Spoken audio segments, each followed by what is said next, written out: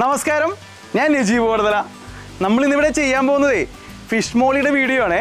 Fish മോളി നമ്മുടെ Mary ചേച്ചി എപ്പോഴും ചോദിക്കും ഫിഷ് മോളിയുടെ വീഡിയോ ചെയ്യാവോ എന്നുള്ളത്.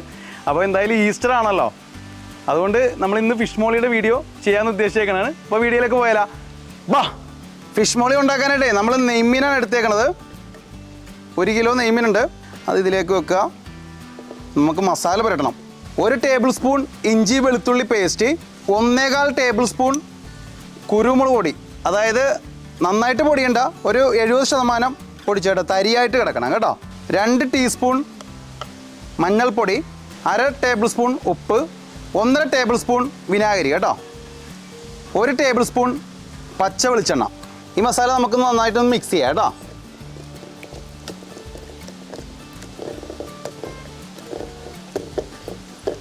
അങ്ങനെ നമ്മുടെ മീനിൽ മസാല തേച്ച് പിടിപ്പിച്ചിട്ടുണ്ട്. ഇനി അരമണിക്കൂറിന് റെസ്റ്റ് ചെയ്യാൻ വെക്കാം, എന്നിട്ട് നമുക്കിത് ഫ്രൈ ചെയ്തെടുക്കാം കേട്ടോ. അങ്ങനെ അരമണിക്കൂറായിട്ടുണ്ട് കേട്ടോ. ഇനി നമ്മൾ തീ പിടിപ്പിച്ച് നമുക്ക് മീൻ ഫ്രൈ ചെയ്തെടുക്കാം കേട്ടോ. നമുക്ക് വെളിച്ചെണ്ണ ഒഴിച്ചു കൊടുക്കാം. വെളിച്ചെണ്ണയിൽ ചെയ്തെടുക്കുമ്പോൾ നല്ല ടേസ്റ്റ് ആയിരിക്കും കേട്ടോ. അങ്ങനെ നമ്മുടെ എണ്ണ ചൂടായിട്ടുണ്ട്. നമുക്ക് വേപ്പില ഇങ്ങനെ വെച്ച് കൊടുത്തിട്ട് നമുക്ക് നമ്മുടെ മീൻ ഫ്രൈ ചെയ്തെടുക്കാം.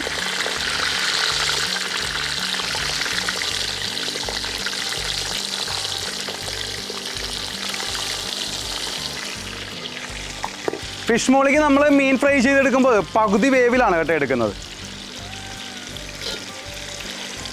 ഇനി നമുക്കൊന്ന് മറിച്ചിട്ട് കൊടുക്കാം.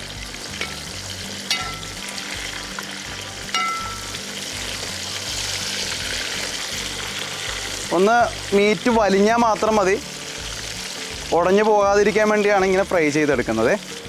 മീൻ പകുതി വേവായിട്ടുണ്ട് കേട്ടോ. ഇനി നമ്മൾ അതിൽ നിന്ന് മീൻ എടുക്കുവാണേ. ഇപ്പം നന്നായിട്ട് ടൈറ്റായി.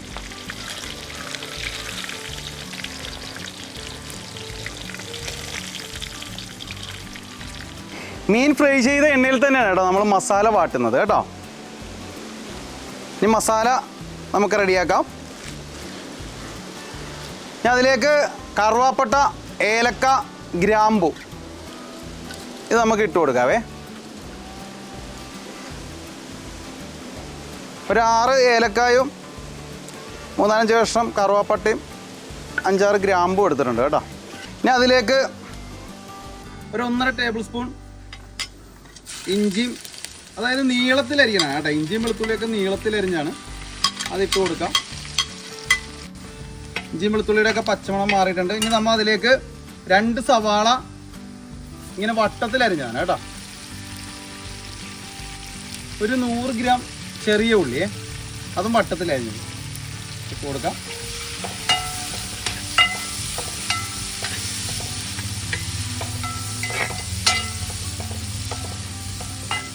ഒരു 7 ഉണ്ടമുളകാണ് കേട്ടോ,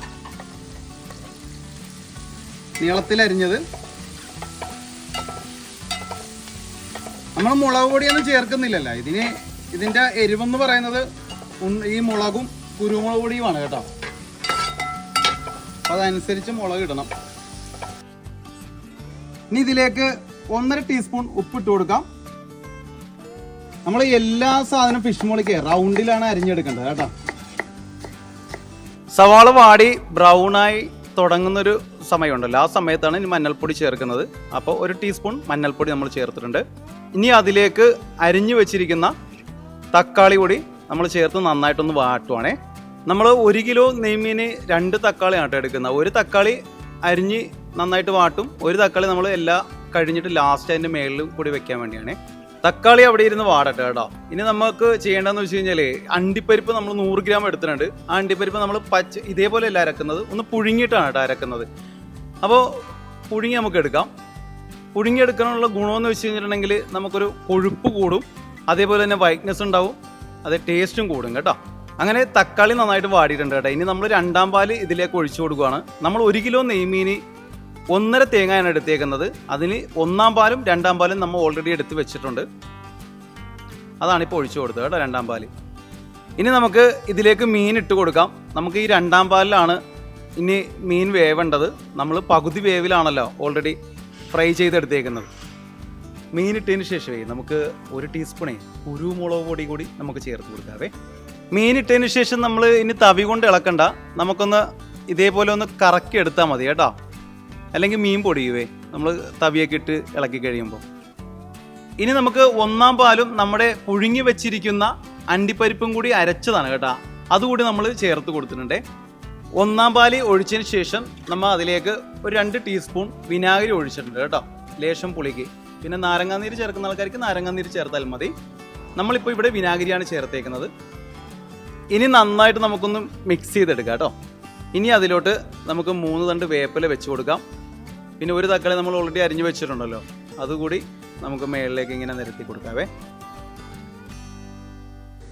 അങ്ങനെ നമ്മുടെ ഫിഷ് മോളി റെഡി ആയിട്ടുണ്ട് കേട്ടോ. ഇനി നമുക്ക് ടേസ്റ്റ് ചെയ്താലോ, വാ.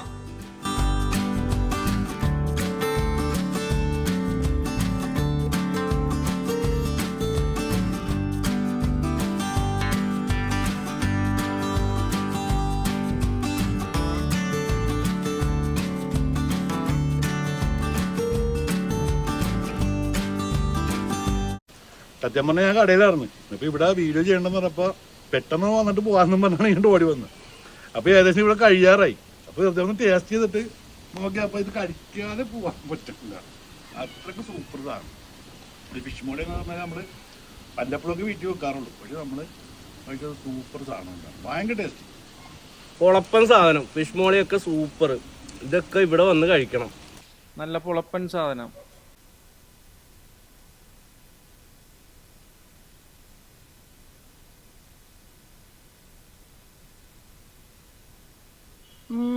പൊളപ്പൻ സാധനം. അങ്ങനെ നമ്മുടെ ഫിഷ് മോളിയുടെ വീഡിയോ നിങ്ങൾക്ക് എല്ലാവർക്കും ഇഷ്ടമായെന്ന് കരുതുന്നു. മറ്റൊരു വീഡിയോയുമായിട്ട് ഉടനെ നിങ്ങളുടെ മുന്നിലേക്ക് വരുന്നതാണ്. അതുവരെ നന്ദി, നമസ്കാരം.